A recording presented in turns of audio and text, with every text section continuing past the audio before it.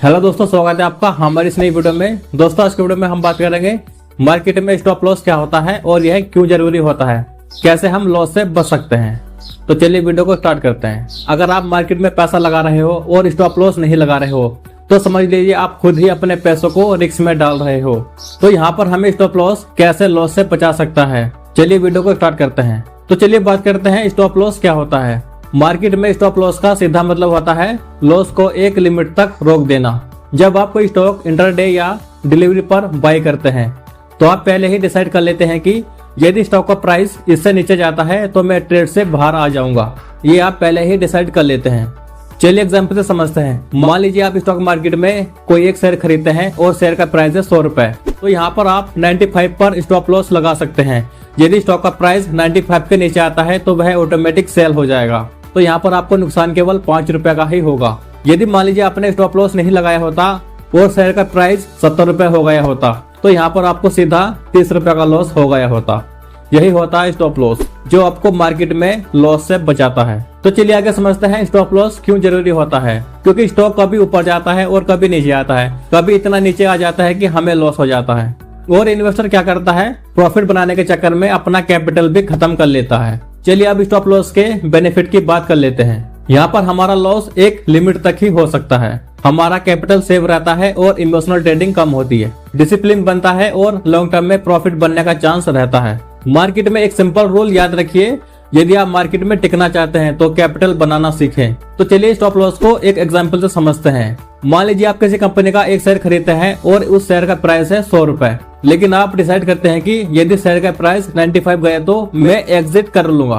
तो यहाँ पर हमारे लिए दो केस बनते हैं। केस फर्स्ट है, यदि शेयर का प्राइस 110 गया तो हमें प्रॉफिट होगा। तो यहाँ पर केस 2 बनता है, यदि स्टॉक का प्राइस 95 से नीचे गया तो हमें लॉस केवल 5 रुपए का होगा। यदि मान लीजिए आपने स्टॉप लॉस न लगाया होता और कंपनी के शेयर का प्राइस 70 रुपए हो गया होता तो यहाँ पर आपको सीधे 30 रुपए का लॉस हो गया होता। ये मैंने एक एग्जांपल से बताया है। तो चलिए आगे बात करते हैं इंट्राडे ट्रेडिंग में स्टॉप लॉस कैसे काम करता है। इंट्राडे ट्रेडिंग में स्टॉप लॉस लगाना और भी ज्यादा इंपॉर्टेंट होता है, क्योंकि यहाँ पर हमारा पैसा बहुत कम समय में डूब जाता है। मान लीजिए आपने 500 रुपए से ट्रेड लिया और आपने टारगेट रखा 510 और स्टॉप लॉस लगाया 495। तो यहाँ पर आपको रिस्क केवल 5 रुपए का और रिवार्ड मिल सकता है 10 रुपए का। और दोस्तों इसे कहते हैं रिस्क रिवार्ड 1:2। प्रोफेशनल ट्रेडर इसी रूल को फॉलो करते हैं। तो चलिए आगे बात करते हैं स्टॉप लॉस के टाइप्स। पहला है फिक्स स्टॉप लॉस। यहाँ पर हम अपने लॉस को फिक्स कर देते हैं। जैसे हमने 100 रुपए का स्टॉक खरीदा और 95 पर स्टॉप लॉस लगा दिया। उसके बाद आता है परसेंटेज स्टॉप लॉस। यहाँ पर हम परसेंटेज में स्टॉप लॉस लगाते हैं, जैसे 2% या 3%। उसके बाद तीसरा आता है एडवांस स्टॉप लॉस, जिसको हम ट्रेलिंग स्टॉप लॉस भी बोलते हैं। ये थोड़ा एडवांस होता है, चलिए इसको एग्जांपल से समझते हैं। मान लीजिए हमने कोई शेयर खरीदा 100 रुपए का और हमने स्टॉप लॉस लगाया 95 पर। तो मान लीजिए स्टॉक का प्राइस 120 रुपए हो जाता है। तो यहाँ पर क्या होता है कि हमारा स्टॉप लॉस ऑटोमेटिक ही 110 रुपए पर लग जाता है। यही होता है एडवांस स्टॉप लॉस। यहाँ पर हमारा प्रॉफिट और लॉस दोनों कंट्रोल में रहते हैं। रियल लाइफ में स्टॉप लॉस का एग्जाम्पल, बाइक सभी लोग चलाते हैं। मान लीजिए हेलमेट एक स्टॉप लॉस है। तो यहाँ पर दो केस बनते हैं। पहला है, मान लीजिए हम बाइक चलाते हैं और हमने पहले से ही हेलमेट पहन के रखा हुआ है।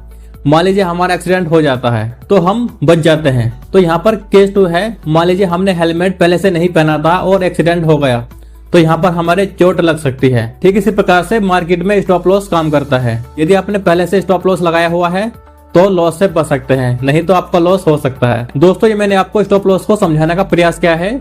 चलिए हम मार्केट में चल के समझते हैं स्टॉप लॉस कैसे लगाया जाता है और हम लॉस से कैसे बच सकते हैं। ग्रो एप्लीकेशन पर अपने होल्डिंग शेयर के अंदर एसएल किस तरह से लगाया जाता है, यानी कि स्टॉप लॉस किस तरह से लगाएंगे। सबसे पहले एप्लीकेशन को ओपन करेंगे, होल्डिंग वाला ऑप्शन पर क्लिक करेंगे। यहाँ पर आपके जितने भी शेयर बाय किए होते हैं वो आपको दिखाए जाते हैं। यहाँ से अपना कोई भी शेयर चॉइस कर लीजिए, उस पर क्लिक करेंगे। क्लिक करने के बाद नीचे सेल का एक ऑप्शन मिलेगा, इस पर क्लिक करेंगे। आपको एनएसई बेसी एक्सचेंज चॉइस करना होता है, यहाँ से आप क्लिक करेंगे। इसके बाद आप कितनी क्वांटिटी यहाँ पर सेल करेंगे, कितनी क्वांटिटी पर एसएल लगाना चाहते हैं तो आप यहाँ पर फिल करेंगे। जैसे कि हमारे पास 11 क्वांटिटी है तो हम सभी पर एसएल लगाएंगे। एसएल लगाने के लिए यहाँ पर एक ऑप्शन मिलेगा सेटिंग का, इस पर क्लिक करेंगे। यहाँ से आपको एक ऑप्शन मिलेगा एसएल ऑर्डर का, इस पर क्लिक करेंगे। यहाँ से आपको कंटिन्यू पर क्लिक करना है। और यहाँ पर एक ऑप्शन आपको मिलेगा एसएल ट्रिगर प्राइस का। तो यहाँ पर आप अपना एसएल सेट करेंगे, यानी कि अगर आपके शेयर की कीमत गिरने लग जाए तो आप इसे कितने पर सेल करेंगे जिससे कि आपको ज्यादा लॉस ना हो। जैसे कि अभी करंट प्राइस 30 रुपए 33 पैसे का है और हम चाहते हैं अगर शेयर की कीमत गिरने लग जाए तो 25 रुपए पर इसे सेल करना। तो हम यहाँ पर 25 रुपए सेट कर देते हैं। इसके बाद नीचे सेल ऑर्डर पर क्लिक करेंगे और यहाँ से जो आपका ऑर्डर है लग जाता है।